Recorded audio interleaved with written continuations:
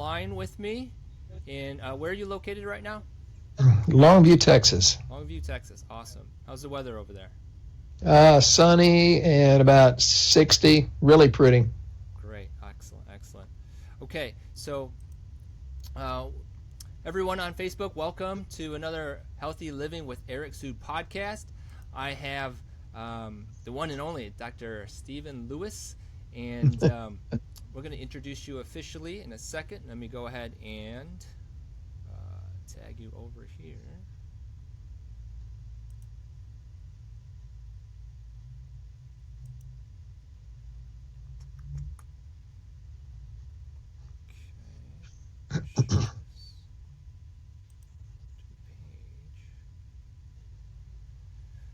Okay.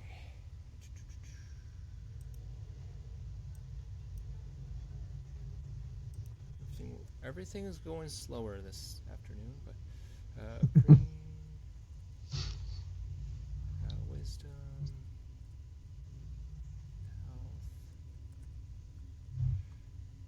Not finding it. I tagged you, Dr. Stephen. So you should be able to see this a little bit later. But anyhow, thank you for joining me today. It's a pleasure. And so this is going to be for the recording. I will introduce you first, Dr. Stevens, and I think you're right, correct? Yes, sir. Awesome. All right, in 3, 2, 1. Hey guys, welcome back to another episode of Healthy Living with Eric Sood. I'm your host, and today we have a super knowledgeable chiropractor. His name is Dr. Stephen Lewis. And we'll be talking about the importance of understanding your thyroid and how it affects your health. So, Dr. Stevens, are you ready to make it happen? Yes, sir. You bet. Awesome. Dr. Stephen Lewis, DC, and Janet have a long history of helping people achieve their optimal health by utilizing extensive but low-cost lab work. Dr. Stephen Lewis stays current on the latest research pertaining to nutritional supplements and optimal health. Janet Lewis is a certified natural health consultant with a unique perspective on alternative and complementary nutrition from studying with numerous national leading alternative health experts. Dr. Stephen Lewis, that was just a little bit about who you are. Can you share with our audience a little bit more on how you got started?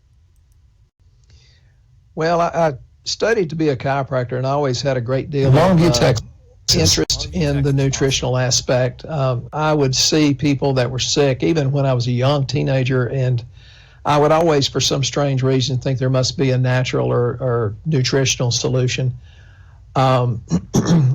Fortunately or unfortunately, I've seen the lack of proper nutrition. I had a parent that died very, very early, and that kind of spurred me on to be what I am now, and that's a very well-rounded person. But then on the other hand, I've seen the blessings of what nutrients can do when you see dementia in your mother in her 60s, but then we could put it off until she was like, maybe early 90s before it kind of overtook her. And she was actually riding a motorcycle at age 90 with my brother, and that's because nutritional supplements made her much healthier. And she lived to be 95, so I've seen both ends of the spectrum. We have really not enough nutrients in our food, and the soils have been depleted for many, many decades, and we have so many toxins in our environment. So I think supplementation is the smart thing to do, and it gives people hope. Excellent, very good. Can you help us and with one question? My audience really loves to hear this answer to it, and helps our audience know who you are, and that's what's one cool or unique fact about yourself? Well, I don't know. I'm pretty flexible. I have friends that are mountain men and friends that are millionaires, and I'm pretty flexible there. I think mental health is a good marker as to how many different types of people you can get along with. I don't know. Most people just say they use my services because they think my intention's pure. But that's not for me to judge, I guess. Very cool. Excellent. And so we came up with this topic early on, and you felt really comfortable with it, and it was discussing the Sure. idea and the importance of the thyroid. When that topic comes up, can you help our audience understand what you mean by that? Well, I have a bad habit of rambling, so you may have to kind of reel me back in. But the thyroid is very extremely important, and most people are in the range, but you have to understand the range on lab today represents what Americans are. It doesn't represent what's healthy. And America, according to different sources, is the sickest nation on the face of the earth. And the World Health Organization says that, and so does the Commonwealth Fund. So when your doctor says you're in range, you don't necessarily need to assume that's optimal or a healthy range. And there's so many things that interfere with proper thyroid function. And the thyroid has a lot to do with how you feel mentally. I mean, how many people out there feel stressed with no relief inside, or anxiety or depression? I hear the term brain fog, but the thyroid also has to do with metabolism and how your heart functions, how your stomach and GI tract works. It's just incredibly important. And I think if you get the thyroid functioning at a little bit higher level or optimal level, then the person can live a healthier, happier life, and they begin to see hope again. Mm-hmm. Help our audience also understand when is it that when is it that the thyroid is functioning well, and then on the flip side, when is it not functioning? What are the symptoms? There are a lot of symptoms. I'll go over a few of them, but I think the audience needs to understand this list of symptoms could be, connected to any other disease process also. So you have to be careful. But the large majority of people have hypothyroidism, meaning it's not working as functional, as fully functioning. It's working less than normal. Usually, you have a sensitivity to cold, gain weight, can't lose it. You begin to lose some of your hair, the outer third of your eyebrows. For example, you may get bumps on the backs of your triceps.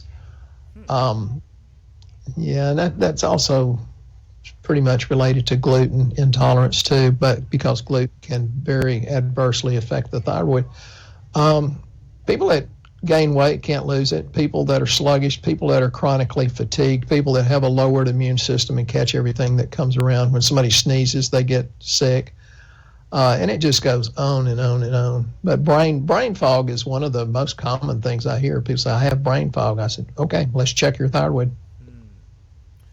And so people might be walking around with these symptoms.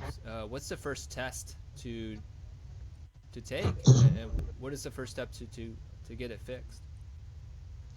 Well, many doctors just check the TSH, thyroid stimulating hormone, and that's really not a test of the hormone. Well, it's not a test of the thyroid. That's a test of the pituitary from the brain that gives the signal to turn the thyroid on and speed it up.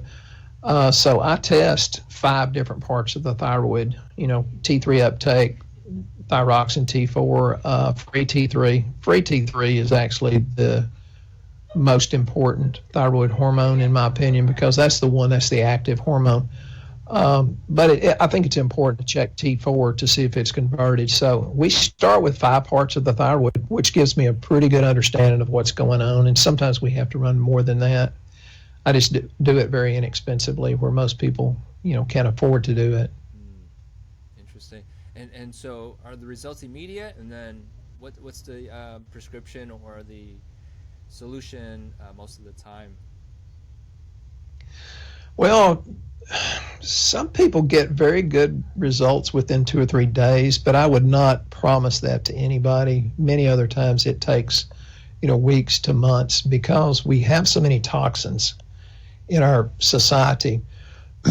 For example, you have chlorine and chloride, that's in all our water and in our cleaning products, and you can't escape it. And then you have fluorine and fluoride, which is in our water and in our toothpaste, and fluoride is even in some of the drugs like Prozac. And then you have bromine or bromide, which is in your cleaning materials and in your hot tub chemicals, and believe it or not, they put that in flour. So people that eat wheat flour, the majority of that contains bromine, and all of these three halides compete with the receptor site of iodine. And so most people don't get enough iodine anyways, but when they do get iodine, the receptor site's already full. So you have to go on a long-term, give your body enough nutrients so your body can increase the detoxification of these things. I mean, you can't avoid all the toxins, but it helps to avoid some of them as much as you can, and to take the minerals and some of the vitamins that can enhance your body's ability to detoxify. Then the iodine can go in, and then you have to have B vitamins to convert, and selenium and zinc is absolutely critical in thyroid function. I put a lot of older men with prostate problems on zinc and selenium, and they notice that their thyroid function gets better, or vice versa. So these minerals, they're taken from the body and used wherever it's most beneficial, whether it's prostate or thyroid or anything in between. I'm listening to everything you say, and at the same time, I'm wondering, why is it that we're lacking in a lot of these nutrients? Well, it's the way we grow our food, and there was a Senate document in 1936, and that was way before my time, that said basically our soils had no more minerals in them. And the people that live the longest in the world are the ones that are up in the mountains that are isolated, maybe where the glaciers have gone through and they grind up rock, and it gives much higher mineral content to the available for the crop. So as our soils have been depleted, and there are a lot of books written to that effect. Empty Harvest is one of them, which I think is a nice, simple book. Now we're farming with more chemicals. And these chemicals, they've linked it to all kinds of diseases or the possibility of other disease processes. And, glyphosate or Roundup is, I think, a particularly bad one, but it's in everything. And so that's the reason we don't have enough nutrients in the soil anyway. And then you're adding extra toxins in that's kind of overloading not just your thyroid, but your system in general. So I have people that just get some incredible results because they look at what I do and they say, well, that really makes sense. And they just do it. The consistent ones are the ones that win. And so what is it that we have to do better at, you think? Well, number one, I'm not a big fan of grain, because of the way it's raised, and if it's genetically modified or full of glyphosate or other particular pesticides. So I think getting away from grains is a good thing. I think it's better if you get higher quality fruits and vegetables, organic as much as you can. Grass-fed or pasture-raised chickens and beef, it does have higher nutrient levels. But that being said, one of my favorite stories is there was this organic farmer that called me and said, Dr. Lewis, I've done your stuff for 2 years and I feel so good. It's incredible. He's an organic farmer. He said, I had so much energy on your supplements that I got first runner-up best organic farm within 1 year of moving to the new farm. He said, but I quit your stuff 3 months ago and I feel terrible. He says, why? And I said, well, did you read the books that I recommended? I always recommend books to my patients so they can have knowledge and then have the power, over their own life. And he said, no, I didn't read the book. I said, well, I'm gonna send one of them to you and then call me back when you've read it. And he said, oh, my God, I didn't know the toxins were so bad that polar bears have osteoporosis and polar bears have thyroid problems. And we don't spray things up there. He said, but I eat organic. And I said, eating organic is good, but it's not complete. He said, but I eat organic. And I said, well, here I recommended another book, and it says, well, the level of manganese or molybdenum or all kinds of other things can vary. from 1 part per million to 16,000 parts per million, even in organic food, depending on where it was grown. So, yes, eat cleaner as much as you can, and that helps, but it's not complete. By the time you add the extra nutrients, you can increase your body's ability to detox these things, and you can live a longer, healthier life in most cases with more energy. Yeah, yeah. Are we just a society of fast food, processed food types of people, and that also is a other issue? I think it is. We've gotten to be too stressed, but I think we've created our own stress. And I've talked to people.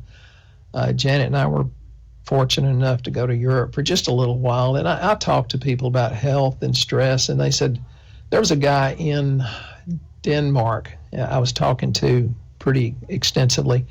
He said, "You Americans are so stressed because you have so many things that you stress yourself out over that. You're into commercialism." And I said, I really have to agree with you. And most of the time, Denmark is touted as being the happiest nation on earth. Sometimes it's Holland, sometimes it's Denmark. But he says the reason we're happier is we don't have as much things to worry about. And, they will bicycle or they will walk a lot and get more exercise. I think we've created our own problem. And so, really, are there ways to prevent what you're talking about with the thyroid? I mean, what exactly do we need to do better at besides the eating? Well, I think supplementation is very, very critical. And, I have to tell people all the time there's a difference in supplements. You can't just go take a supplement that says this because, there's a difference in women are different, men are different. Some are good, some are bad, some are incredible, and some are not so incredible. Well, supplements are the same way. So I take a lot of things that include zinc and selenium and tyrosine, which is an amino acid that actually makes your brain happy, but that's very important in the conversion of some of the thyroid hormones. So I think supplementation is good, and I think taking your, just simple things like taking your shoes off and walking on the grass, that's why people are attracted to beaches, to get kind of grounded again. And I think chill out and find peace. If finding peace means quit listening to the news, I think that would be a good thing to do. If it steals your peace, I think avoid it. For sure, for sure. There probably are people who are on this call or on this Facebook Live right now, and they're wondering whether or not their doctor is doing the right thing for their thyroid condition. And I know that you don't know everyone's scenario, but at the same time, Right. what do you think people should be doing right now if they have a condition, and then what are the people who don't have the condition? What should they be focused in on? What's maybe 3 things they should be worried about or actually do so they can prevent? Well, I'm a chiropractor and I approach all things naturally, and sometimes that is not the entire answer. There's complementary medicine and there's alternative medicine. And I don't really like the term alternative. I do not interfere what an osteopath or medical doctor does because they can do some really good work with their thyroid drugs. And I have so many patients says, "Can I get off this drug?" I said, "I'm a chiropractor. I'm not going to give you advice on that." And the answer is probably not. Don't change your drugs unless you talk to the person that prescribed it. But there are things you can do on top of that to enhance thyroid function to hit that optimal level. What should they be doing?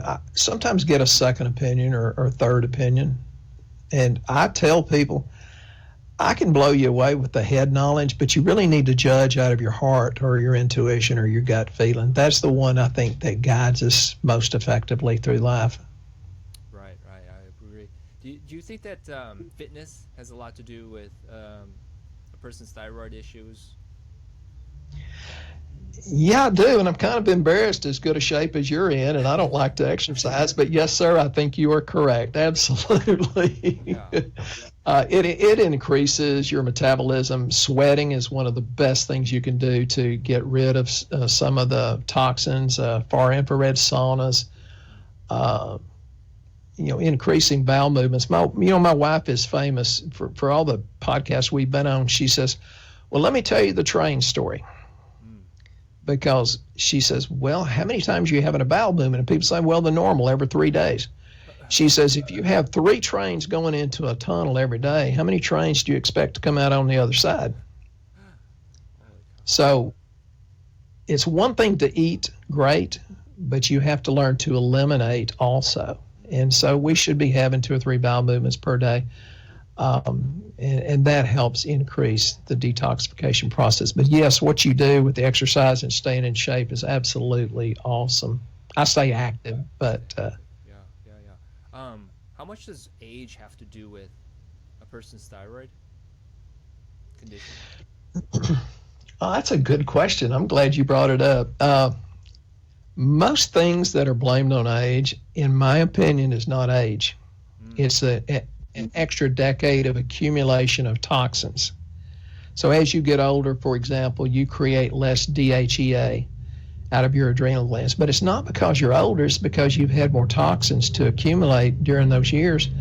And DHEA is not just the precursor to your sex hormones, which that's what most people know it as, but DHEA should always be on the high end of what a healthy 30-year-old should be. And DHEA increases your body's ability to build muscle, to keep the calcium back in the bones. It helps with cholesterol, as the thyroid is very important for cholesterol being closer to perfect. But DHEA has over 150 different responsibilities to repair your brain and your body. And DHEA, as you get it to the higher levels, can actually reverse your immune system suppression to help your body fight yeast, fungus, viruses, bacteria, food allergies, and cancer. So you kind of have to look at the body as a whole. You know, Janet and I studied for a little while in China, and they look at the body as a whole. Where in America and Western medicine, it's a reductionist theory. Oh, well, this person's a kidney. This person's a thyroid. No, but what is figuring into that equation? Usually there's several different plug-ins for that equation that needs to be looked at. It's not just a thyroid problem. It may be your thyroid's off because your adrenal glands are stressed. So I like the way the Chinese think about it, because they look at it, well, what's the whole body doing? The whole body approach, yeah, I love it. Is there anything that we've not talked about that you want to just go over a little bit with us about the thyroid? You're having a hard time keeping me on the thyroid, but I think one of the best things that a person can do to be healthy is to choose to be happy. Don't let your thoughts control you. You can control your thoughts. I think people should learn to be more in control of their thoughts, and I think they should seek to be happy mentally and spiritually, because I don't think that's complete if you just do the physical part of it. Yeah, there's so much about the head game, isn't there, about staying healthy and the power of the mind, isn't there? Very much. If you speak it, you're going to create it. I listen to people, and they say, well, they'll talk about their diagnosis. I said, as long as you own it, you're going to own it and keep it and go ahead and go downhill.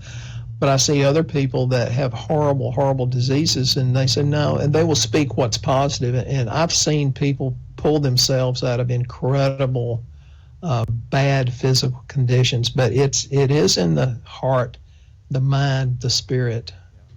Yeah, you're reminding me of the placebo effect, but that's not what you're talking about. I've heard stories where people go in with a knee issue, and they never operated on the person's knee, and then they're feeling great, and it's the weirdest thing. Yeah, and there's a lot of books written to that effect. I mean, you can get into religious books, but there's a lot of more modern books too that talk about what you think. If you can think outside of the small box and think about the endless possibilities, if you can expand your mind, you actually create it. It's amazing the blessings that can come to you, even with your thyroid. I've seen so many people say, well, I've spent $10,000 at the endocrinologist and I still feel bad, and I'll do one extra test, and it's like, well, you have Hashimoto's thyroiditis, and you can treat it medically, which I always think you should treat medical and natural together. Um, it's amazing. It's that one little thing, and that's why sometimes the second or third opinion is very important. Um, and the thyroid has so much to do with how you feel mentally. So get that thyroid optimal. Yeah, yeah. So we've touched on a few things as solutions. Detoxing yourself. Two, Hmm. not putting the toxins in. Right. Three, fitness, getting your activities levels up. Four, getting your uh, second opinions just in case. And was there anything else? I mean, going to the bathroom, I think you said, definitely helps. Right. Um, water intake perhaps is in that mix, and making sure you Yes. are hydrated properly, right? Right. Well, some people actually talk about the pillars of health, and some people have different definition of that. The first pillar of health is good, clean water. We use reverse osmosis, and you have to drink a lot of it because that's the universal solvent, so it can take the things in your body and flush it out.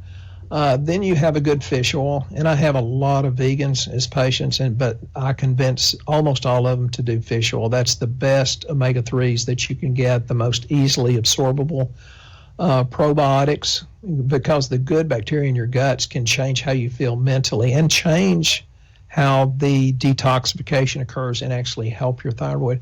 Then digestive enzymes. Very few of us have enough digestive enzymes. And then fiber, but if you eat a lot of fruits and vegetables, that's pretty well taken care of itself. So, think about it as a multifaceted way to get healthy. So don't focus on your disease, folks. Just focus on health and what health would look like and how that would affect in a good way your family.